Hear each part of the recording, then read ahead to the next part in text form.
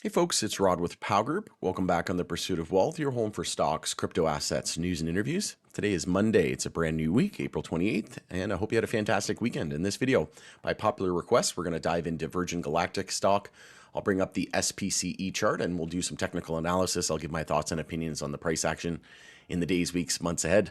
A lot of people ask me about this one. We've had a big move recently, and I think we could be due for a massive move. There could be another really big move incoming. So we'll discuss all of that and more. Before we do, make sure to smash the like, all that good stuff. Help support me in the channel. If you're new, you can subscribe.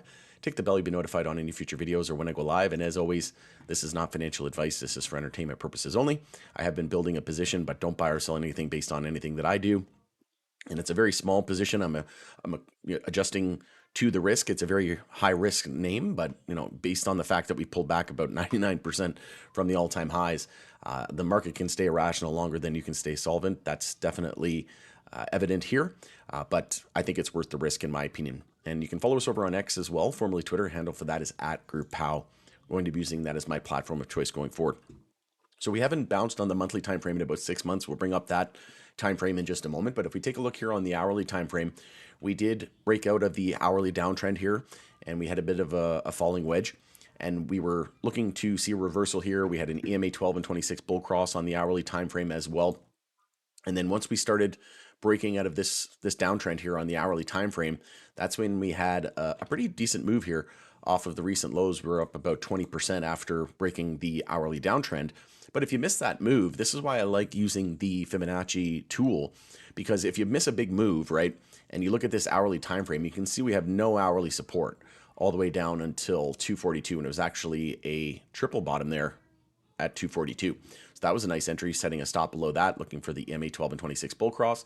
But if you miss that opportunity, you miss that triple bottom, and then you say, wow, we just ran from 242 all the way up to almost $3. It was 294 actually, and then we triple topped at 294. Yeah.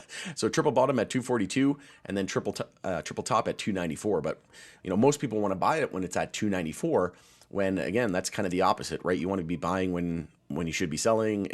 Most people want to buy when you should be selling, and then and the opposite of that, right?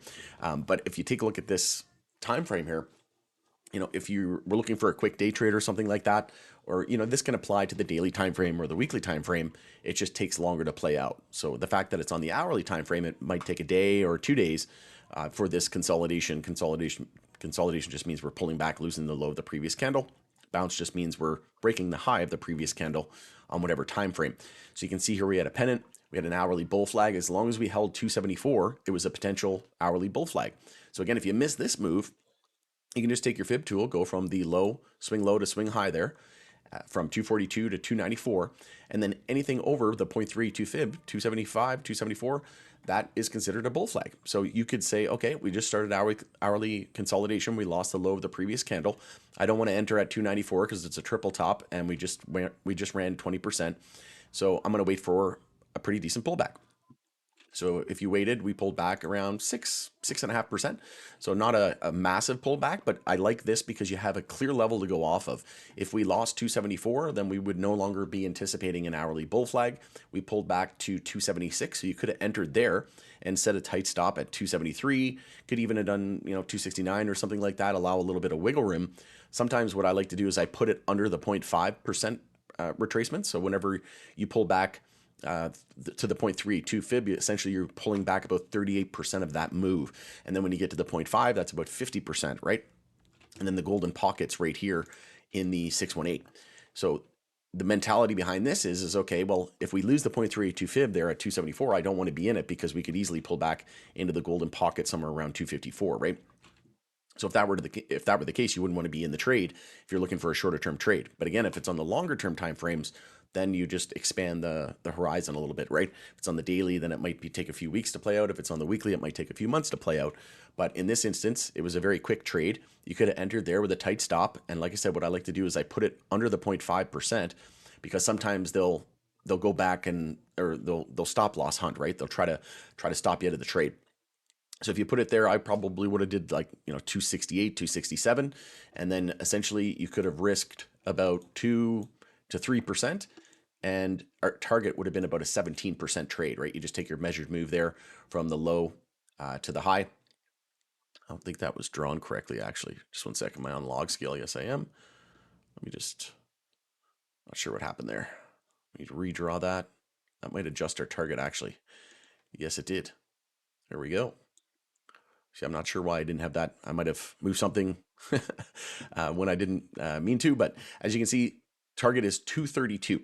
So we take the measured move from the low to the high of that move it out to where we started consolidating at the 0.32, and then the target is 332. So from here, we just hit 310. Once we broke the high there at 294, the triple top, that confirmed the hourly bull flag, and we came within about 7.5% from that. So as of right now, we could still see a little bit more upside. I would anticipate an hourly EMA 12 and 26 bull cross happening at some point soon. We'll probably get up to around that 330 area and then see it pull back down to around 290 again, in my opinion. I think nothing goes in a straight line forever. Obviously, news and whatnot can change that, but just kind of give you a little bit of an insight into how I like to play some shorter term time frame trades. And when you have a lack of support, how you can establish a clear level, because you wouldn't want to be in that trade if we lost 274. Like I said, we'd more than likely pull back to around the 250s. And that's likely not something that you want to endure if you're looking for a quick trade. Or like I said, even on the longer term time frames, you can have a stop loss set and look to swing it for a potential few weeks or a few months, maybe even a few years. Personally, I'm not setting a stop loss or anything like that. It's just set and forget, zero or hero. And like I said, I'm not breaking the bank on this one. I'm just, only putting in what I can afford to lose. But with the upside potential, I think, it's worth the risk, and you don't need to invest a whole lot to make some serious coin with this one. If we zoom out to the monthly here, this is what I want to show everybody. We haven't bounced on the monthly time frame since November. So it's now been 5 months in a row. We're going on 6 months, which it very well could happen next month. We got 1 day, 21 hours before the end of this monthly candle, and you can see we're closing at the high. So it'll be very easy for us to break the high of this month. The next month, we're probably not going to do it in, just under 2 days here. We'd have to break 444 to start the monthly bounce, right? The high of last month. So the high of this month will come into play next month. And I'm very confident that that could potentially play out. We had a monthly bear flag as well, and we were targeting 222, I believe it was. And that played out. We hit that target. So if we just zoom out here, I can draw that here real quickly as well. I don't want to repeat myself too many times. I did repeat it. I did say that on my previous video, I believe. But if we just take our measured move there from the high to the low and move that out to our 0.32 fib, yeah, it was saying we were targeting about, 222. So we were looking at that as the target, and then we hit that, and then we actually extended past that, and we dropped down to 218, but pretty much bang on, right? And that's another way you can enter as well. If you're looking for a long-term entry, this is the monthly time frame, so it can take, months, if not years, to find a bottom. And that has been the case, right? We've been in a strong monthly downtrend. We just had another monthly bear flag rather. So with the target of 222 in mind, you could have said, okay, well, I'm going to look to enter closer to that bear flag target and go long, right? Nothing goes in a straight line down forever either, right? Just like on the upside, nothing goes up forever. It ebbs and flows. So if you would have entered there at 222 or even, 230, start to scale in, you'd have seen a pretty decent bounce. It bounced about 50% there off of the lows. So as of right now, we could potentially start the monthly bounce, in my opinion, next month in a couple days. And then we have a lack of resistance all the way up until 819. And then we could potentially see an inverse head and shoulders here on the monthly time frame. It's premature. We haven't even formed the head yet. We'd have to come back to the neckline, like I said, around that $8 level, top out, form a right shoulder. But it's looking pretty decent. We came very close to monthly oversold as well. If you know nothing about charts and you just use RSI, it's a way to determine the relative strength index. If something is overbought, if it's in this territory, 70 and above, it's considered overbought. That's generally not a good time to buy or a good time to go short.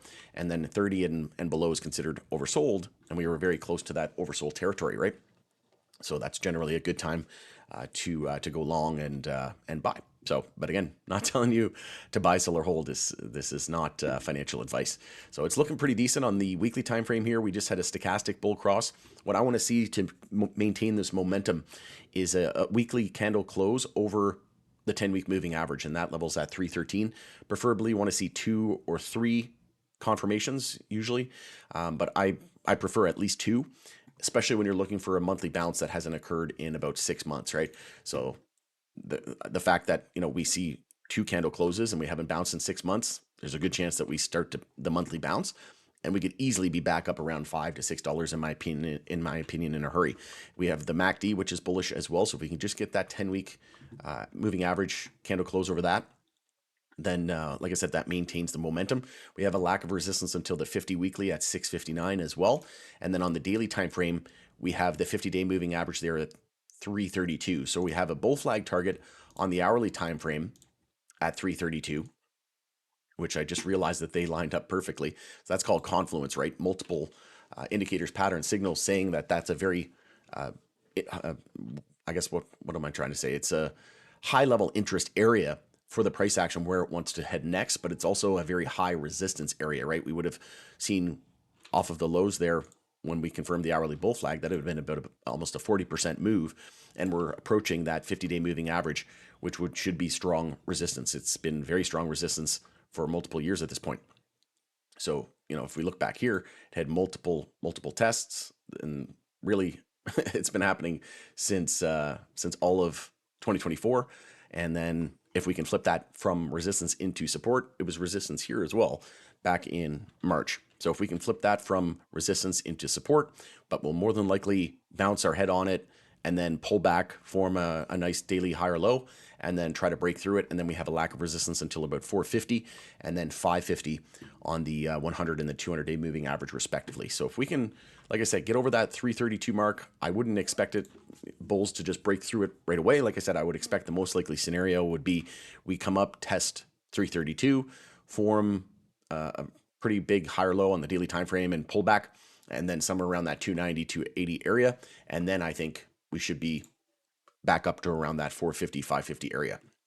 And then that could be over the next couple of months. We're starting to see the market really start to heat up again.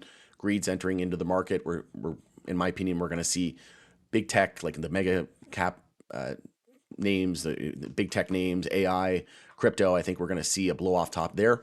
And I think we'll see the market expansion and breadth open, and we'll see more influx and interest into the smaller and medium cap names. And I think that will be a very high risk on environment. And I think that will bode well for SPCE bulls. So I'm going to be looking for a big move. Like I said, I'm not selling it anytime soon. If this thing were to go back even halfway to all-time highs, that's life-changing wealth. So like I said, I'm in it for the long haul. I'm not selling it anytime soon. It could be multiple years, but once I'm financially enticed to sell, I'll start to take some profit. But as of right now, the price would have to be at like $50 for me to even consider selling any of it based on the size of my position, right? I don't have hundreds of thousands of dollars invested into this thing, and I don't think you need to, and I don't think it's wise to. But everybody's different, right? If you have a net worth of $1 billion, well, then investing $100,000 into it might not be a big deal, right? So yeah, never invest any more than 5 to 10% of your net worth into one sector is my rule of thumb, and then 5 to 10% into one sector, not one stock. Just into one sector, and then you diversify into the sector, right? Into 6 to 12 different names is sort of how I approach it.